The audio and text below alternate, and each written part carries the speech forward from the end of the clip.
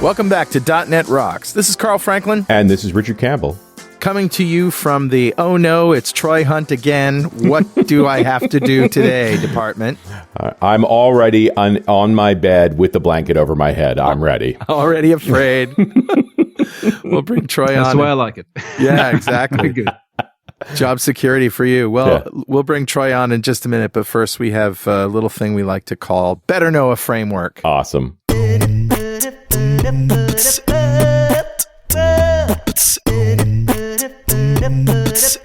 All right, dude, what do you got? All right, I would like you to go to peer5.com. Nice. PEER5.com. This is a serverless peer-to-peer content delivery network for video. That's really interesting. All right, it's not really serverless. You actually have to have a media server that you can send your video stream to, and it will disperse it. But so it's only them that don't have the servers. Right. You have the servers, and so does every other customer. Now, before we talk about this, just check out the graphic in JavaScript on this website. Is that not the coolest thing? It's a line drawing of the Earth rotating with all sorts of shining electrons zapping around it. It's really amazing. But, okay, now let's talk about it. So I don't know if anybody who listens to the show in the old days remembers a little technology called BitTorrent. Yes. BitTorrent was very cool, and we embraced it, but unfortunately a lot of our listeners didn't. But the whole idea is that rather than serving a big stream of data multiple times to multiple clients, you let the client sort of negotiate what packets they have and what pieces they have, and then they sort of fill in the gaps. Right. Right? So you're offloading a lot of work to the client, and the client is none the wiser. Right. And this all started when Linux started becoming popular, and every time they put out a distro, they just drop the servers to their knees because everybody wanted a copy. Yeah, exactly. You know, BitTorrent had very legitimate beginnings in that sense that it's like, okay, well, here's 10 of us.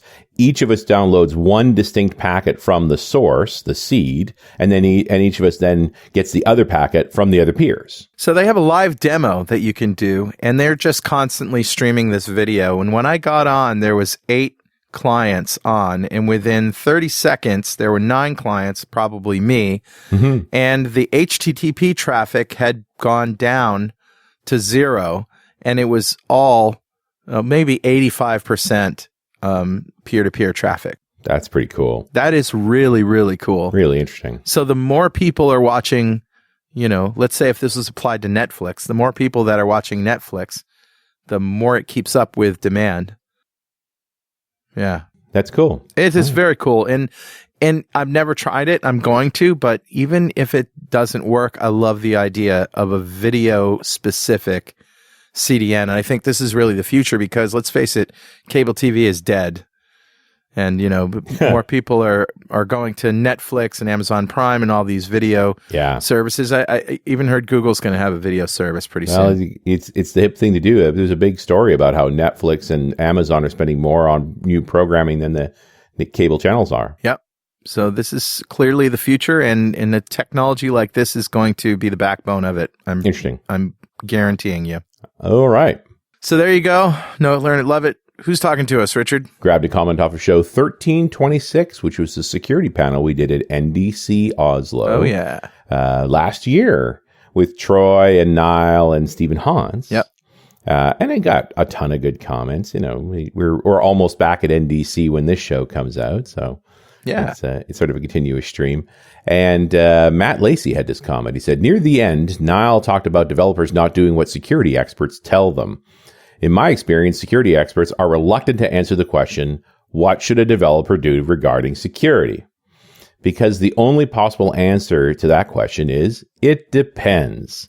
Or it comes with qualifications about how secure do you want to be, or they don't want to give advice that will later be proven wrong. I love that question. How secure do you want to be? Oh, 50%. That's fine. Just a little secure. You're either secure or you're not secure, right? I don't think that's true. There's definitely degrees of security. I've always liked the club scenario description. You know, putting a club on your car, it doesn't make the car impossible to steal. But if somebody wants a car, they'll skip your car because it's harder to steal than the guy next to you.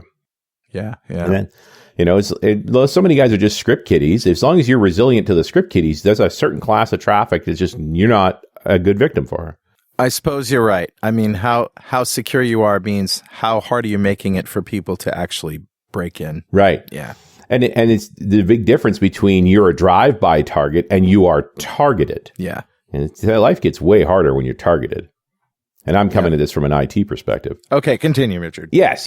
Matt goes on to say, and this is not Matt's first mug, by the way. Matt writes good comments, so I'm happy to read another one and send him another one. What I think we need, but as far as I know doesn't exist, is a prioritized, maintained list of things that can impact and improve security. I think that's the OWASP list, really. It can't be as simple as, here's a set of things to do and things you shouldn't do, because there are spectrums. It needs to be maintained because things certainly change. And it needs to be prioritized, so if an option isn't available, it's clear what the next best thing would be. Or if you're not using the best solution, then maybe, another option to make your system secure. There are times when you can't do everything perfectly. I think that's pretty much all the time. Say it's a platform where there isn't a reliable bcrypt implementation available. So what is the next best thing? Or what are the pros, cons, and side effects of using different options? Slower or more sophisticated encryption methods might be great, but there are still developers making the wrong decision about storing in plain text or a SHA-1 hash. Both of those are... SHA-1 hash is effectively plain text now. Yeah, it's pretty much...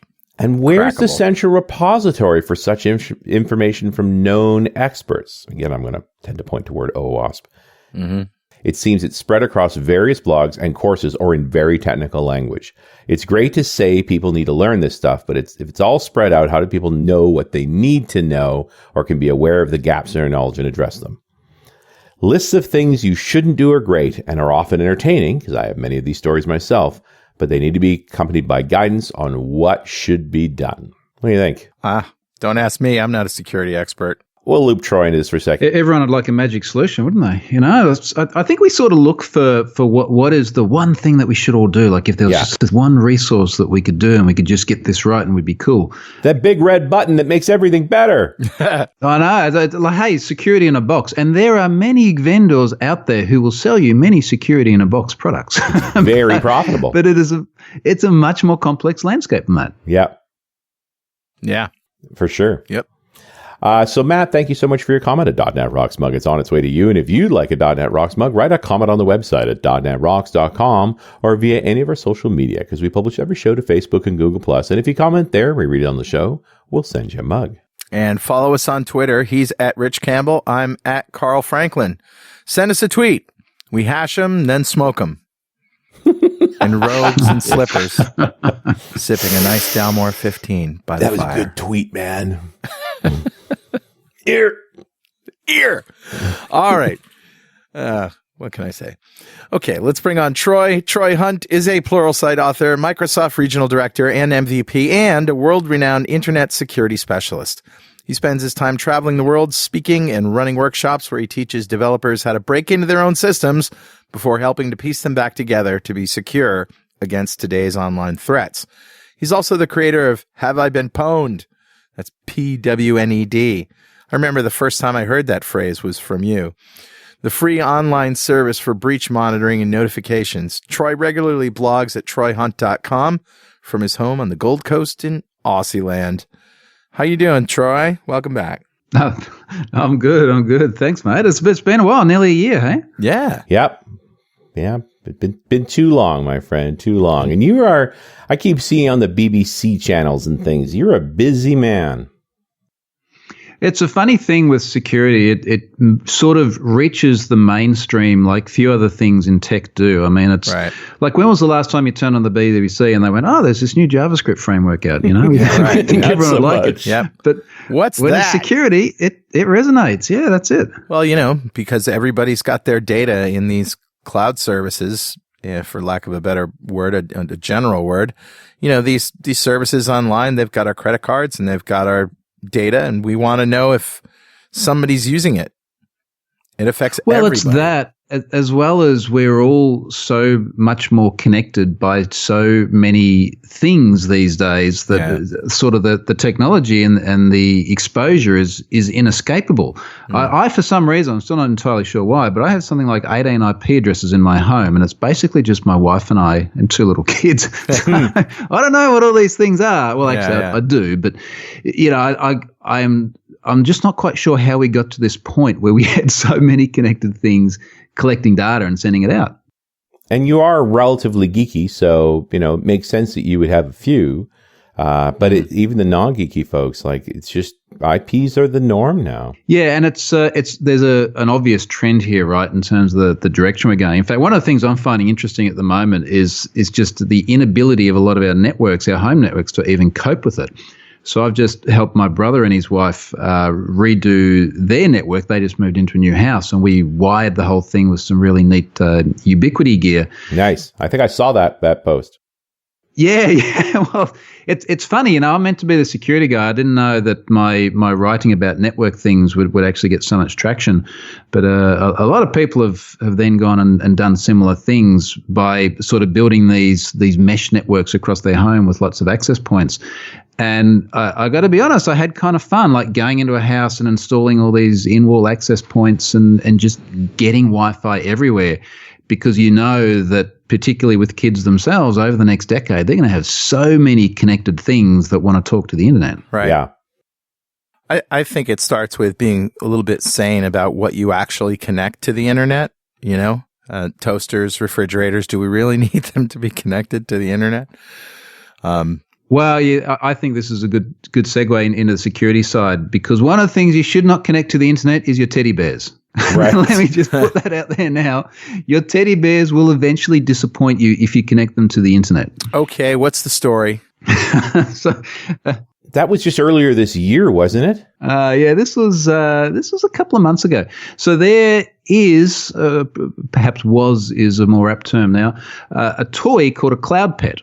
And the idea is that you insert inside this teddy bear, it all comes pre-inserted, you insert a Bluetooth radio into the teddy bear, as well as a speaker and a microphone. You basically turn the teddy bear into a surveillance device. Nice. And then, and this is not like, there's been these things before, so you can spy on the nanny and stuff like that. But what this one was designed to do is you could talk to your child via the teddy from a faraway remote location via the magic of the internet, and then the child could talk back to you via the teddy. And it all sounded really cute and really cool, sweet. And a bunch of people bought them. What could go wrong? Well, it is also a little bit freaky in a Chucky kind of way. But it all sounded cool until they left their MongoDB publicly exposed, and it got ransomed several times and downloaded by other parties. Yeah, I don't know if we've talked so much about ransomware and what it is and how it works, but we should, because it's becoming a thing. It's becoming a very popular way to extort money from people.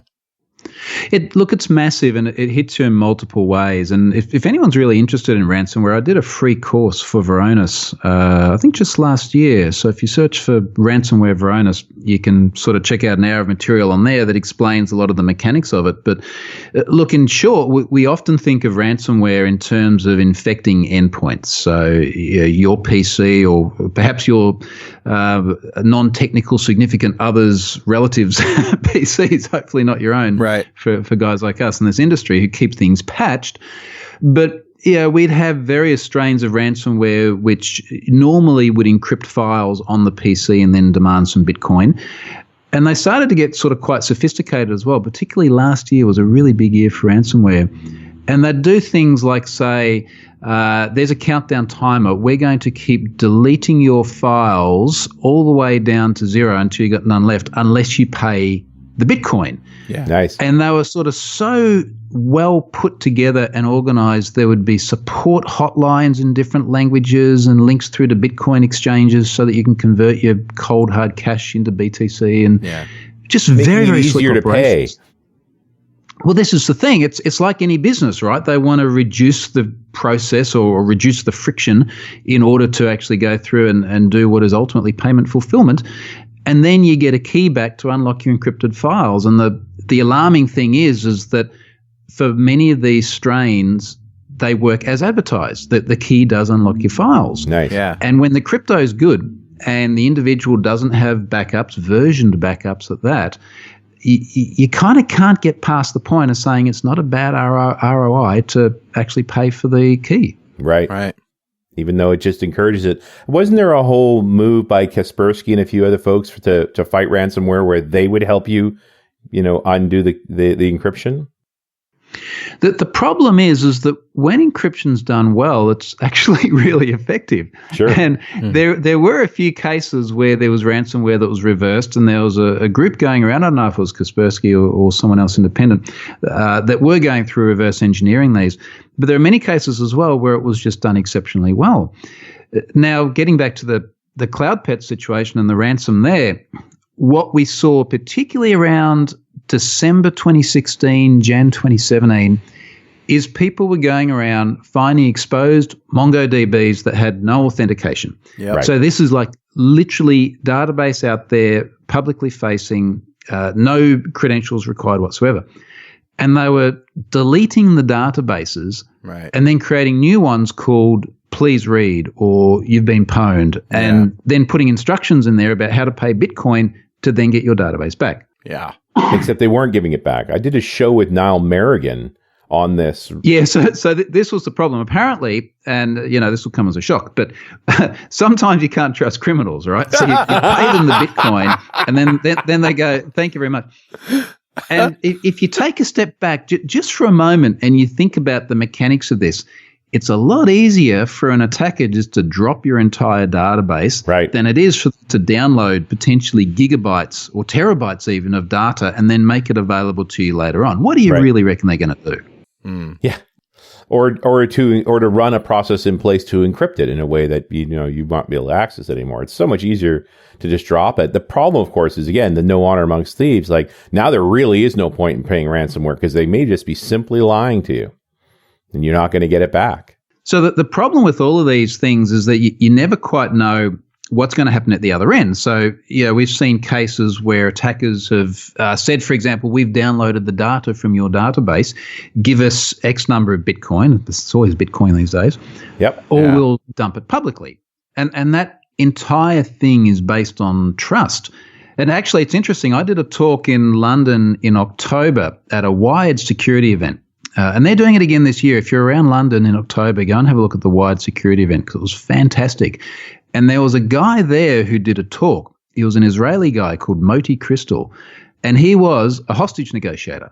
Right. And he had now carved out a niche negotiating with online parties who had stolen data from systems and were demanding ransoms to get it back. So there's actually like a guy who does hostage negotiation for your data, which I found amazing. That's really cool. Yeah, and he's telling the stories about how he does this negotiation, and in the talk he shows a bunch of the screen caps where they're messaging with each other, and it'll stuff like how he uses what I can only assume are like Jedi mind tricks in order to try and get data back by doing things like using emoticons to try and build rapport and lighten the mood, and it's really cool. And like the guy was literally previously negotiating with terrorists holding people hostage they're going to shoot. And now it's like, we want to get our data back. And he tries to do that. Huh.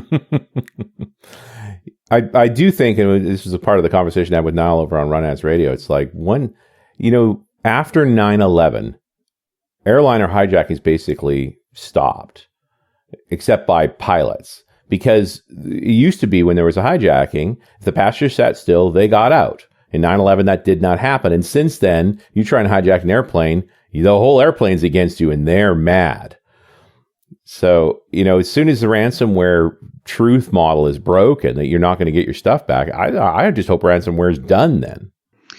Well, I doubt it, and there's a couple of reasons for that. So number one, when it happens on the PC, on the endpoint, you're very often seeing that happen against the great technologically unwashed, for want of a better term. So people who are not tech savvy.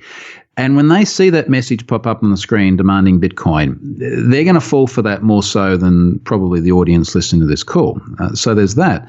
The other thing is that unlike sort of physical hostage taking or hijackings, this can be automated so easily, and then it can be run so anonymously by people living in places out of reach of a lot of Western jurisdiction.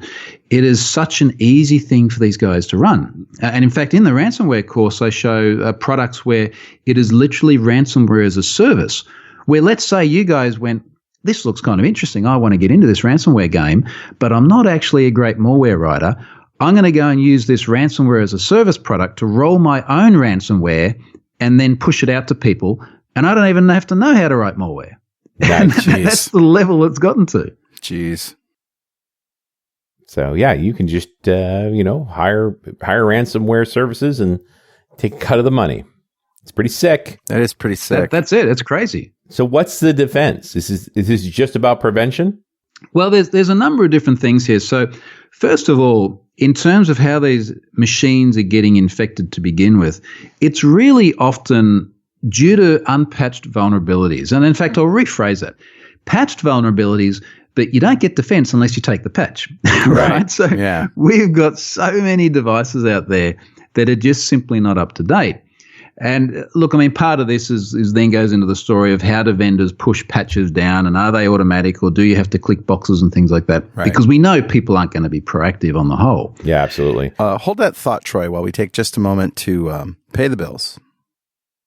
This episode of .NET Rocks is made possible in part by Windows on the Google Cloud Platform. You may not know this, but the Google Cloud Platform supports Windows Server 2008, 2012, and 2016. It also supports SQL Server versions 2012, 2014, and 2016 standard, web, and enterprise editions with high availability. You can deploy your ASP.NET Windows apps to Compute Engine or your ASP.NET Core apps to App Engine or Container Engine. That's Google's hosted Kubernetes environment. .NET and .NET Core libraries are there for all 200 plus Google.com and cloud services in NuGet, led by John Skeet of Stack Overflow fame. But what about Visual Studio integration? Oh, it's there. You can use Visual Studio to manage your GCP resources and deploy your existing apps. You get stack driver logging, error reporting, and tracing support for .NET and .NET Core. PowerShell commandlets for GCP, which run on Windows and Linux. And a great set of partners to bring your Windows and .NET workloads to GCP, including Capgemini, Neudesic, and Magenic. So go to gcp.netrocks.com and get your free trial today. And you're listening to .NET Rocks. We're here with Troy Hunt. He's telling more scary stories of ransomware as a service. And Richard just asked the question, what can you do to prevent yourself from getting an infection like this? And I guess you're talking about just make sure your patches are up to date. This is one of the reasons why I love Windows 10, because it just happens. I don't have to worry about it. Microsoft's not giving you the option if you're a regular mortal user. Yeah, the forcibly pushing down patches is a good thing. I just set up a new PC for my father, and in fact, it was on my old Surface Pro first generation, which I didn't need anymore. And I went, here, have this, and installed Windows on it. And he's like, how do I sort of download the latest updates? Well, you don't. It's like you go to bed and you get up the next day and your computer says it's updated, and that's it. So that's a really important part of it. One of the ways that we've seen ransomware distributed in the past is we've seen exploits such as the Angler exploit kit, which is an in-browser exploit kit which takes advantage of vulnerabilities in things like Flash and Silverlight and Java. Mm-hmm. And of course, all of these now are blocked out of the box by Chrome, and we've got other browsers that just simply don't support them unless you have to go and install them manually and basically insecurely configure your PC. So we're sort of, again, moving past this point of having low-hanging vulnerabilities, but they really depend on people keeping their things current and up to date. Right. Yeah. Now, the other really big thing here is, let's say you do get hit. There's some zero-day vulnerability which hasn't been patched, and you've done everything else right, but you've gotten hit by this strain of ransomware. It's just encrypting your files, and if you can roll back to a backup, I mean, the worst that might happen is you lose a few hours or a few days worth of content. Right. But how many people do you think can actually roll back to a backup, let alone roll back to a version backup, and they haven't just overwritten their backups with encrypted files? That's the challenge. And you have another issue, which I can think of, which is if I was writing ransomware and I saw that there was an attached hard drive with a bunch of backup files on it, or a bunch of files, I would encrypt those too. So probably not a good idea to leave your backup external drive, if that's what you're using, always connected to your PC. Disconnect it. Well, the challenge then is you've got, and I'm sort of picturing your average folks sitting at home trying, and again, it's not our audience here, but our audience are the folks who have to go home and help their relatives set this stuff up. Anything that requires manual intervention is going to eventually fall apart. It's like the old days where you go, I'll do a backup once a month, this external drive. As long as you're doing that manually, you're going to forget at some point in time, you're going to lose stuff. And I really like a combination of approaches here. So I, for example, have a Synology network-attached storage device. It backs up once a week to an external device, so it backs up to an external sort of 5 terabyte Western Digital style book. I physically rotate that off-site every now and then, so I have one locked in a safe in a relative's house. So I rotate those, so I've got something to fall back to. Mm-hmm. And then on top of all that, I've got CrashPlan, so I've got cloud backup. And that works really well because I know that with CrashPlan, so long as it's backing up automatically, I can go and restore back to any single point in time. So if I get ransomware to Yin Yang, I can at least go back and say, okay, what was the point where I last actually had a good copy, and then pull that down. And I guess the implication here is ransomware is smart enough to not tip you off that it's running until it's actually encrypted everything. So you could easily have backed up your files as encrypted. That's the assumption you have to work on, right? Like, what if everything is destroyed? And for those who have lost data before, once that happens, you sort of take a whole new view of how important backup strategies are. Right. Sure. And more than one, right? I mean, that's the big thing. It's like, I backed up, but now that backup's encrypted too. So you need some kind of rotation of your backup so you have older ones. Yeah, and look, like none of this is particularly hard or expensive to do these days, but it takes time to sit down and plan it. And and it's one of those things which is not cool, it's not a lot of fun, you're not building new cool stuff, but you got to do it, particularly with the amount of data we've got these days. Yeah. There's just so much to deal with here. And I still don't know, even after talking to you, what exactly I should do to protect myself other than just keep all my software up to date and use something like Malwarebytes or something that can sit and, detect some of these things before they get activated. Well, then there's the whole sort of piece around how effective is antivirus. Right. And as opposed to the damage it does.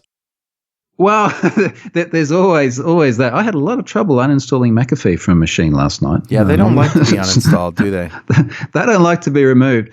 And I'm sure that they will say, yeah, that's so malicious software, can't remove it. But when during the removal process, it kept asking me for money as well, I suspect that, geez, I hope that wasn't ransomware. Yeah, who is the malware here? Do you really need anything more than Windows Defender? It comes with every copy of Windows, and they seem to be taking good care of it. Well, that's the thing. So the reason I was removing this is I got a new laptop from Lenovo, and it comes pre-packaged with stuff, and McAfee gives you sort of a month, and then it demands money. Right. And I was like, look, I'm not even going to give you the opportunity to get to a month. That's it. You're out of here. Right. Because there is Windows Defender.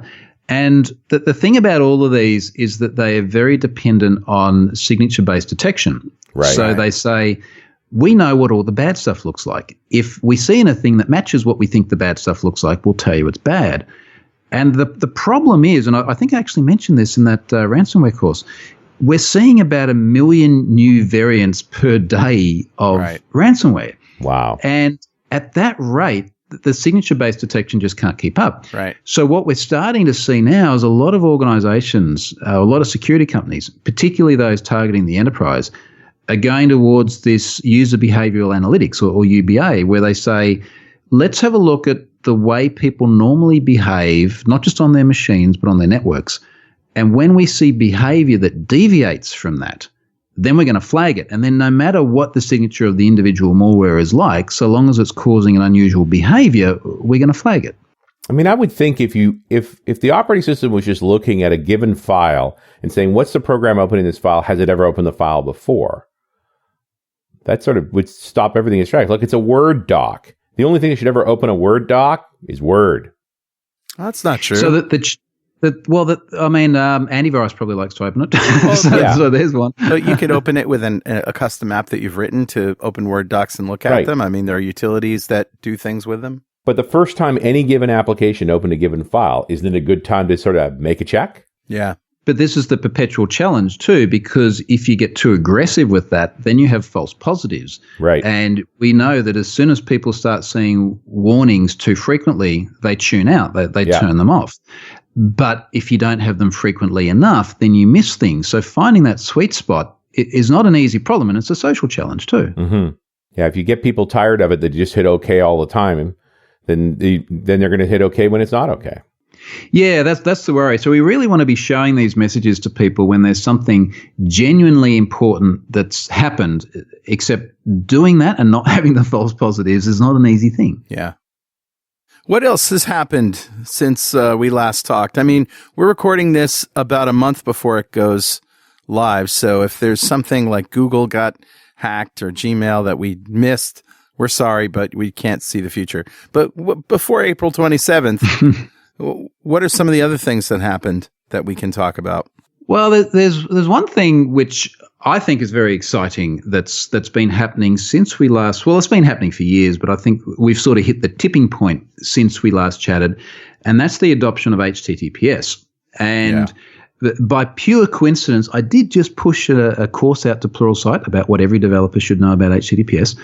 But I genuinely think it's a really interesting thing that's a really good time to talk about, because we've sort of reached this stage now where there is a mass exodus away from plain text unencrypted HTTP communications to HTTPS by default. Right. And we're seeing a huge shift now. So what we're actually noticing is that at present, something like just over 20% of the Alexa top 1 million websites are now serving content over HTTPS.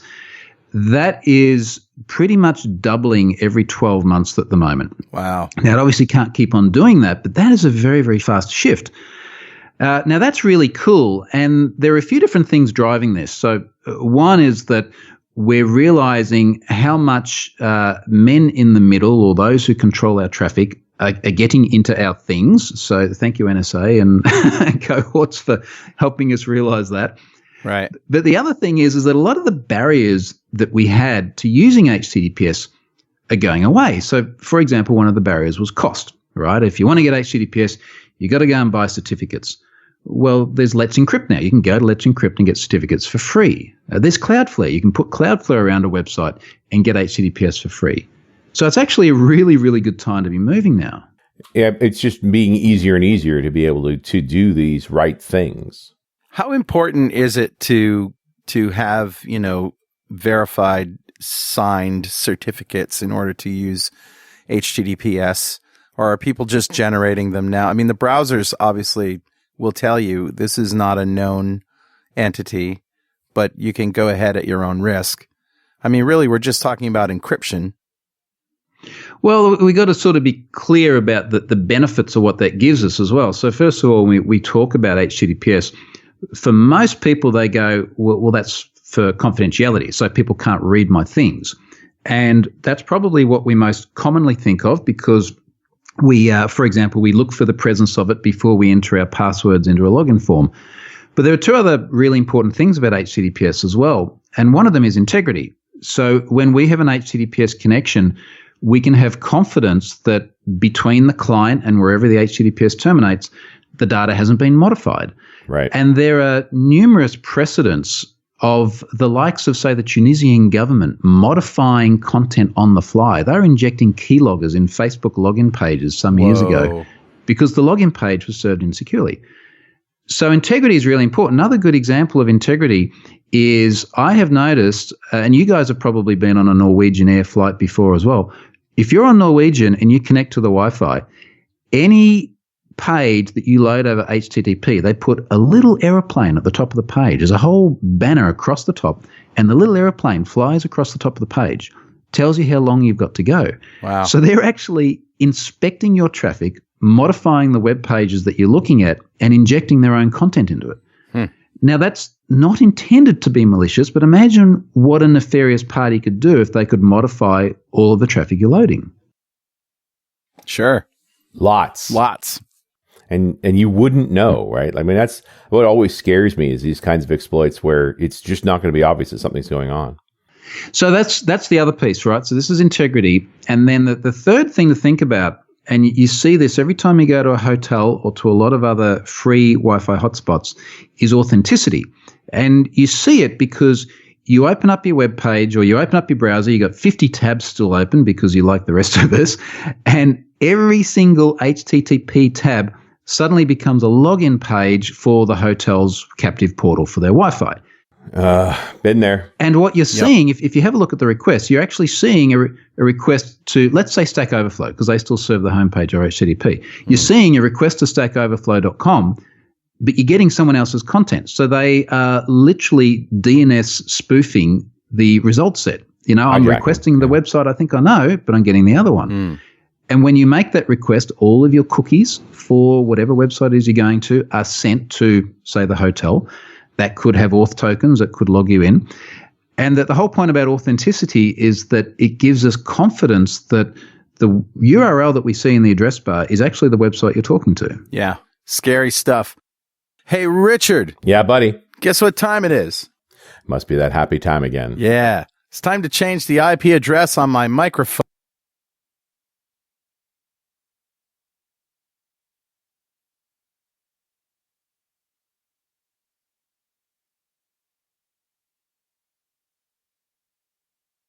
Sorry, took me a while to type in all those numbers.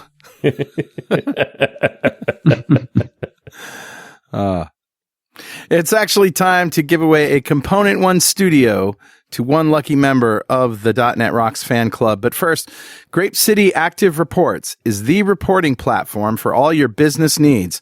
Design, publish, view, print, and export operational reports such as invoices, expense reports, tax and government forms, as well as strategic and analytical reports such as sales performance, budgeting, and revenue analysis. Active Reports gives you the operation and flexibility you need to turn your data into informative, pixel-perfect reports across the enterprise. And one of our original sponsors. Absolutely. All right, buddy. Who's our winner? Today's winner is Glenn Gunnarsson. Congratulations, Glenn. Yeah. Golf clap for you, sir.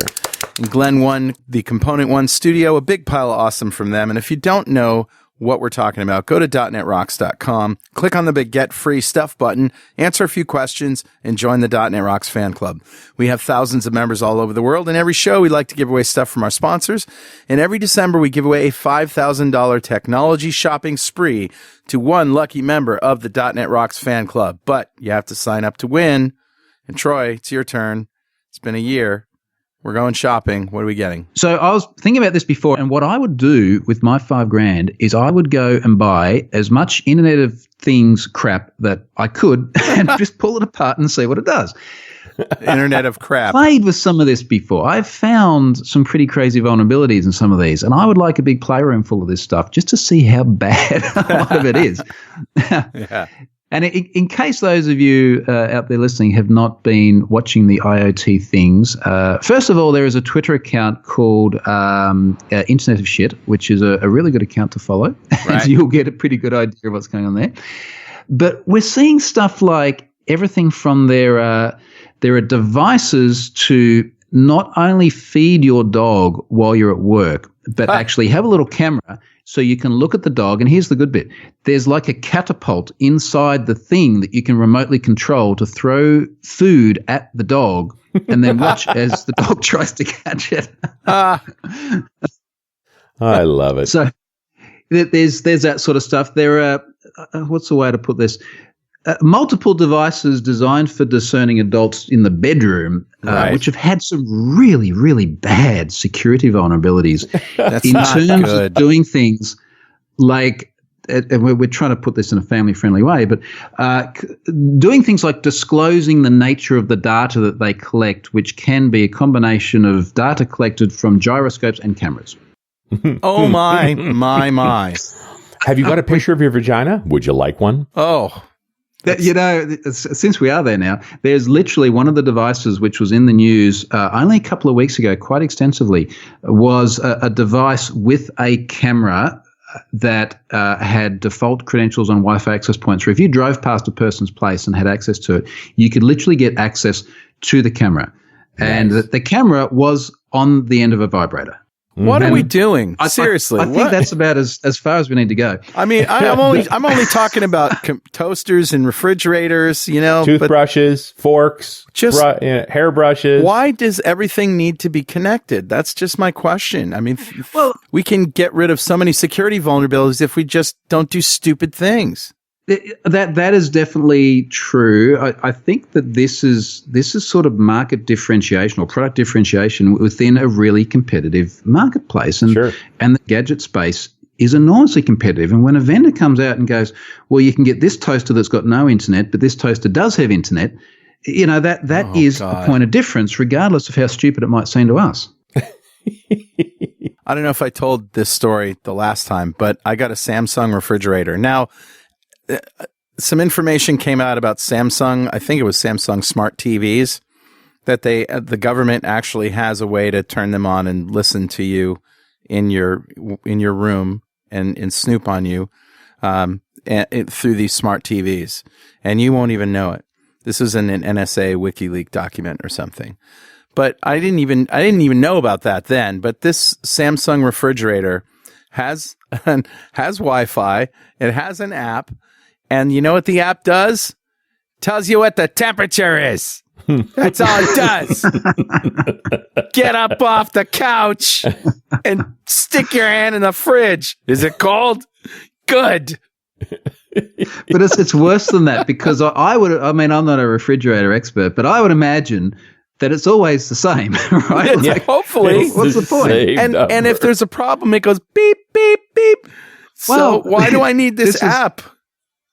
If only there was a technology to let you know if you'd let the door open or left the door open or not. If we could solve that problem with IoT. It beeps. If you leave the door open, it beeps. That's smart enough. Anyway. Awesome. On that HTTPS thing, one of the things that I like showing people, because it blows their mind, is one of the barriers I often hear to adoption is people go, well, it's slow, right? Like, it's going to slow down my server and it's going to slow down my connection, and I've got to wear that latency cost. Now, there's a really cool site that people are definitely going to want to try called HTTP versus HTTPS.com. So that's HTTP vs HTTPS.com. Okay. And you go to this site and it loads 360 little images over HTTP, and it takes, at least on my Aussie connection, about 12 or 13 seconds. And then it says, please try HTTPS. And you click on a link and it loads the whole thing over HTTPS, and it just flies, and it's done in like 1 or 2 seconds. Right. And people see this and they go, like, what is this magic? Why is HTTPS so fast? And the nuance here is that the HTTPS test uses HTTP 2 instead of 1.1. And I show people this, and sometimes, I don't know if people know this, but sometimes people on the internet get upset. And I know, it's crazy. People on the internet got very upset with me when I shared this, because they said, it's not fair. You're not comparing HTTP with HTTPS. You're comparing HTTP v1.1 with v2. This is not a fair test. But the interesting nuance here is that every modern browser today supports HTTP2, but they only support it over HTTPS. Right. You cannot use HTTP2 over an insecure connection. And the relevance of this to the speed aspect is that when we use HTTP2, we can get a binary stream of content. Right. And the really interesting thing is, if you do this test, open up your DevTools, look at the waterfall chart, and have a look at how those images are loaded. Because in the old protocol, and when we're doing the insecure HTTP thing, it's very waterfall, right? So we see this kind of staggered selection of images coming down. And then when you see it over HTTPS with HTTP2, there's just this binary stream and there's all this asynchronicity of content downloading at the same time. And that's a really cool thing because you're getting secure and you're making content a lot faster too. Yeah. Well, I think we're just getting to a place now where we're setting up these protocols to default to security because that is just not where the internet came from. Yep. Well, we've got a while to go too. So we're still in this situation at the moment where if you type in www.whatever.com, your browser is going to try and request that insecurely. So it's going to default to HTTP. And then what's going to happen is that if the site tries to enforce HTTPS, your browser is then going to get an HTTP 301 normally back, and it says, hey, go and request the same URL but over HTTPS. And that still leaves us vulnerable because that first request is insecure.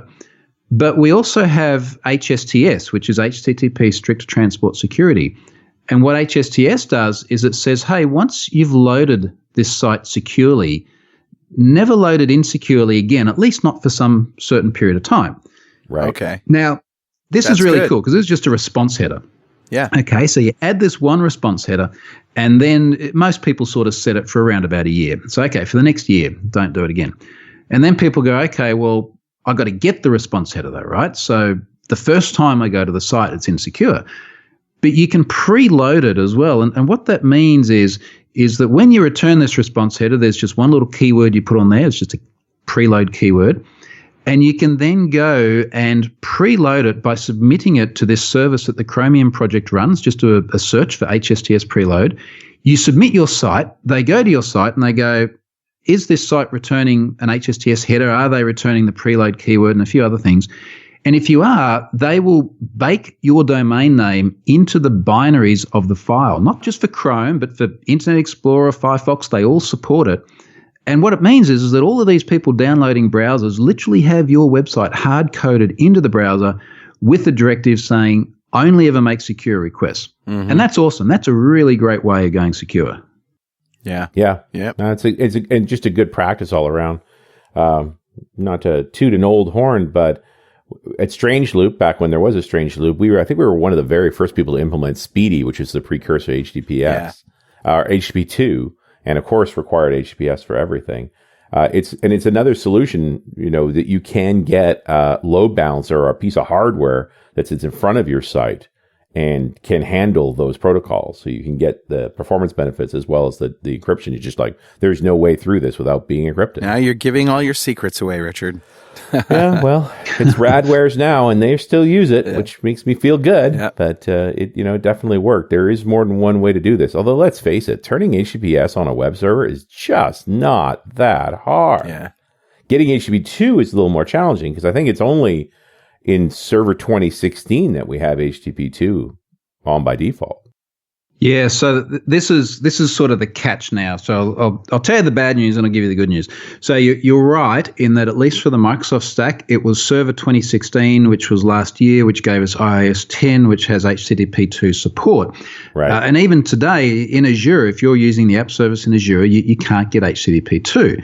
And you sort of go, oh, well, that's a shame. I'm missing the good bits. But I mentioned Cloudflare earlier on, and I've been using a lot of Cloudflare for a lot of things lately. And they have a really neat service that you can get for free. They've got commercial plans too if you want more features. But say for my blog, if anyone goes to troyhunt.com, that's using Cloudflare's free service. And what they do is that they're a reverse proxy. And they've got 110 edge nodes around the world. So almost certainly an edge node close to where you are now, whoever's listening to this. Mm. And when you make a request, you're hitting one of their edge nodes. They'll try and serve stuff from cache. You can configure all of that as well, how aggressively you cache things.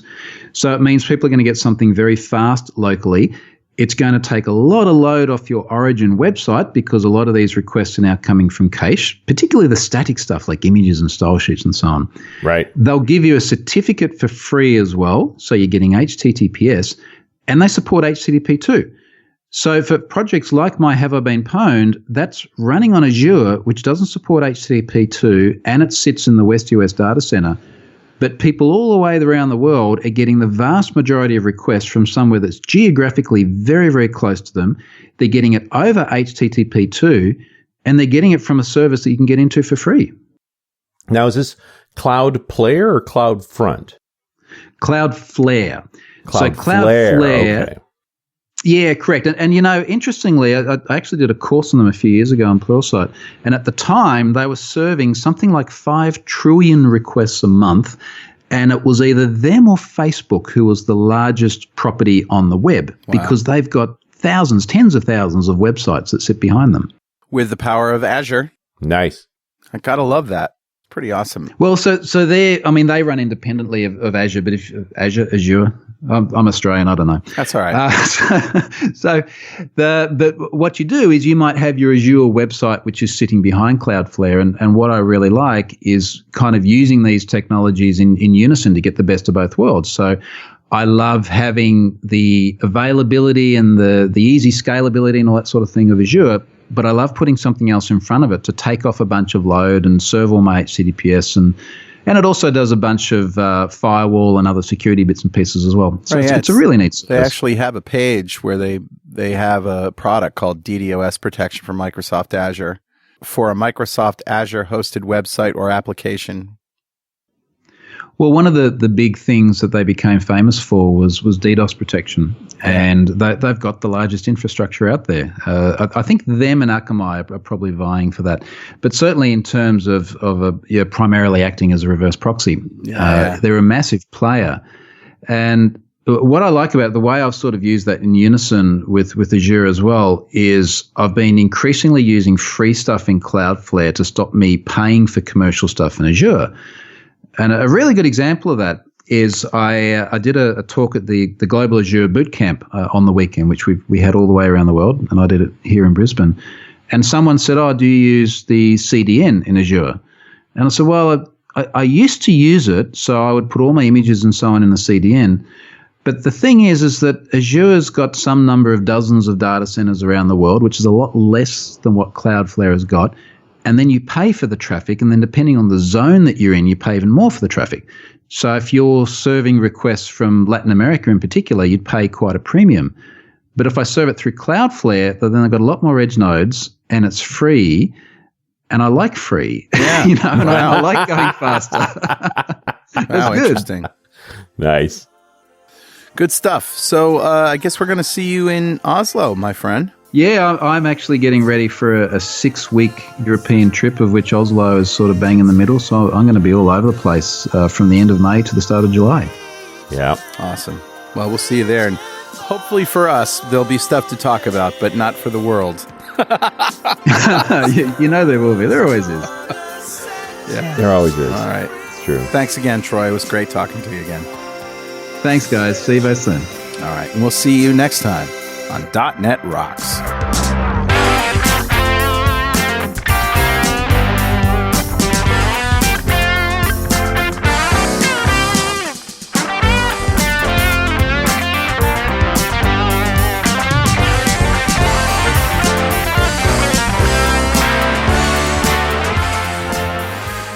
.NET Rocks is brought to you by Franklin's Net and produced by Plop Studios, a full-service audio, video, and post-production facility located physically in New London, Connecticut, and, of course, in the cloud.